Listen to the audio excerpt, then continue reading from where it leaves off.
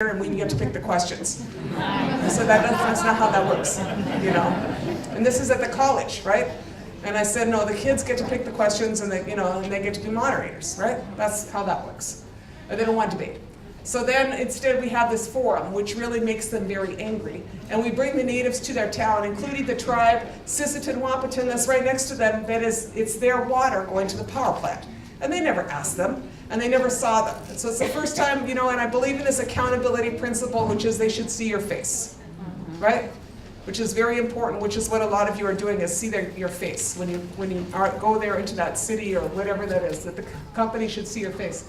So we go in there, and we have this event, and then we go to the shareholders meeting. I don't have that picture, but we battle them off, you know. And then they count. And I go to the shareholders meeting, which all of you are going to, I'm sure, the shareholders meeting. In this case, just a small, you know, 5 of us go. They have all these cops and everything, and you know, it's like a lady from Sisseton Wahpeton, me, my 10-year-old son, you know, a lady from Sierra Club, and a guy dressed as a giant otter. You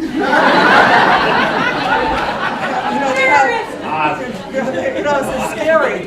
They have a lot of scary people coming to protest them, you know. They're like really freaked out, you know. Does this sound familiar? You guys saw this?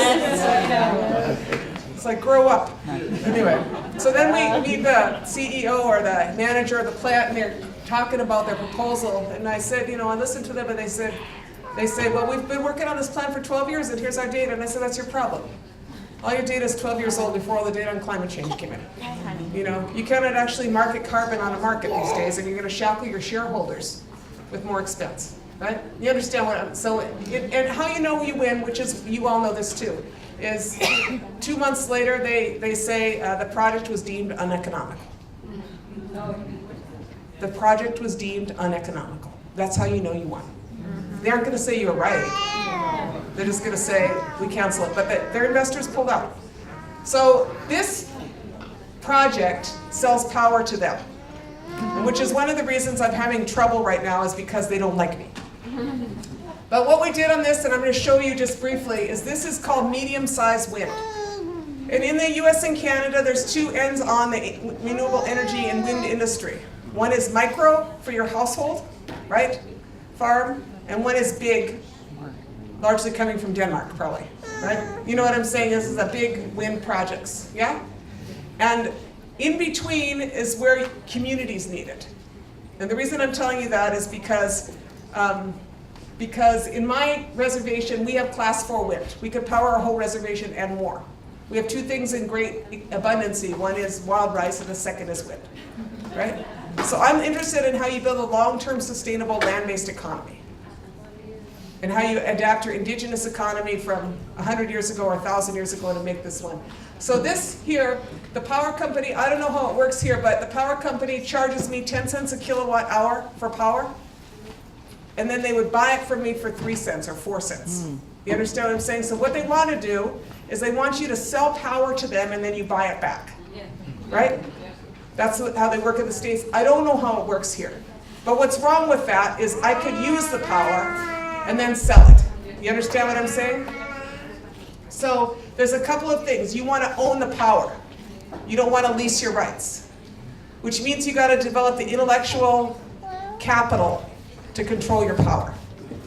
A lot of us are really smart, but we need to develop that kind of knowledge to run our countries, pretty much. Go nerds.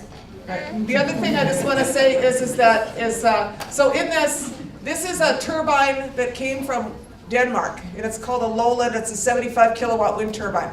And in this turbine, it's mid-size. It powers my building, which is a former elementary school.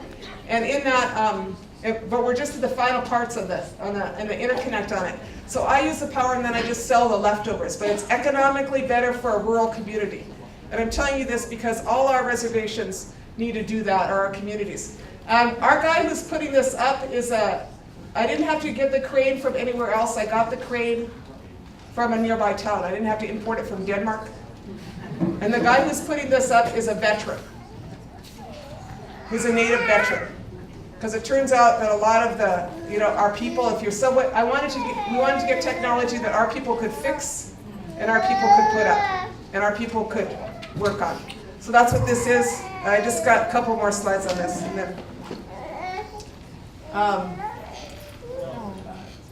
okay, that's what it looks like. Take a picture taken with my cell phone after my grandson got a hold of it. Anyway, so why I'm telling you this is that this is what taking control looks like in your community. My theory is if we could do it, anybody could do it. In my reservation, we are trying to get more efficient with our energy economy, conserve more, put on solar heating panels on the south side of our house, and then produce most of our power like this. It is essential to actually have control from the beginning to from the bottom to the top in your systems. And in that, you challenge the larger, really inefficient system of energy or materials that we have. Because the argument that is made generally in their system, which has the man's laws are highest laws, linear economics, a myth that is in there is the economy of scale. If it's big, it's better. The next economy is going to be small. It's going to be local, whether it is food or energy. It's not going to be transported all over the world. And it's going to be controlled and accountable. I show you this because in my experience in organizing work, which is about 30 years, you fight the bad guys, but you got to have an idea on what it looks like, where we're going.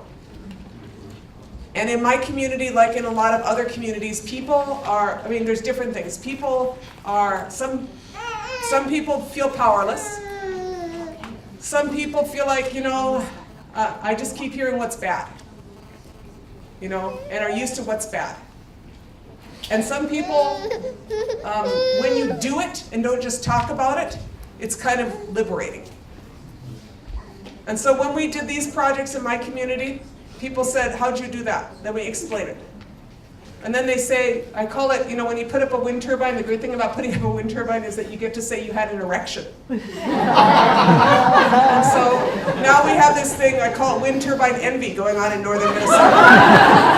My tribal council's putting up a bigger turbine. Red Lake wants to put up a bigger one than that, and I'm like, you go. You understand what I'm saying? It's like, but in a lot of our communities, that's like, you got to work with the social, whatever that is going on.